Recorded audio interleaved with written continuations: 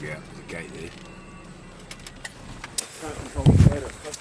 Really? Good leftovers here. Shot.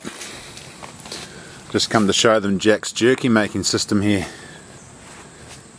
How's it work, mate?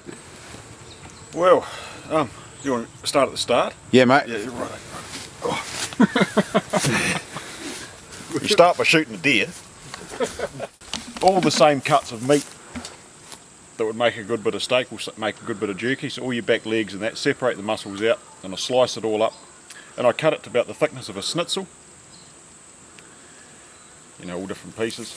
And I throw it in a bucket that size, and for a bucket that size full of venison pieces, I add a cup of salt. And you can add a few herbs and spices if you like. I just use rosemary and thyme. I find if you add any sweeter kind of marinades, like the venison the jerky can sweat at a later date after it's made, and you know it can go mouldy. So I try to avoid adding any sugary marinades, but I leave it in that bucket overnight with the salt all stirred in. I stir it in a few times, and it's real simple really. And after that, you spread it all out on a bit of wire mesh, about no lower than that over a fire. Like that's borderline, that's almost too low. And I'd say that's about, I'm not that tall, so it'll be about 7 foot. I reckon about 8 foot would be better. Because what you don't want is you don't want it cooking. You want it to stay red, and you want to be able to put your hand in it just warm, not hot. See, that's just a tiny bit hot at the moment. And it's good to have a gap in here too, just to let a bit of airflow so it doesn't funnel all the heat straight up into it. And put a bit of a roof on it to keep the rain and the dew out if it rains.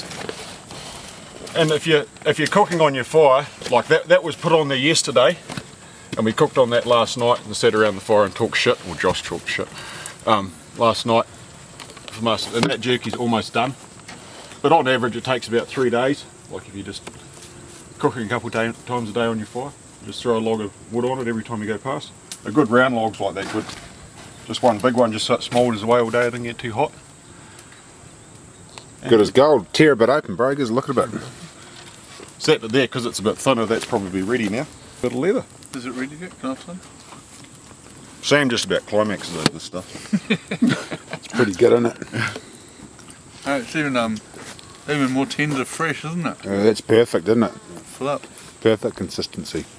And when you store it, don't store it in a plastic bag. See, that there's still a wee bit moist.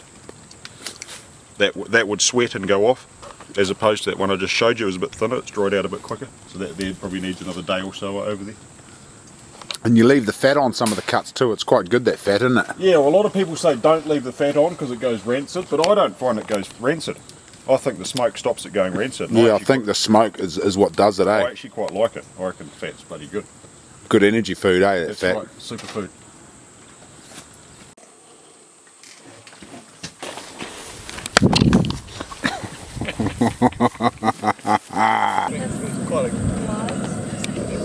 What brand is it?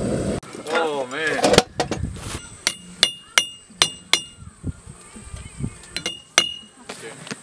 Courtesy of Sam Gilman. Close.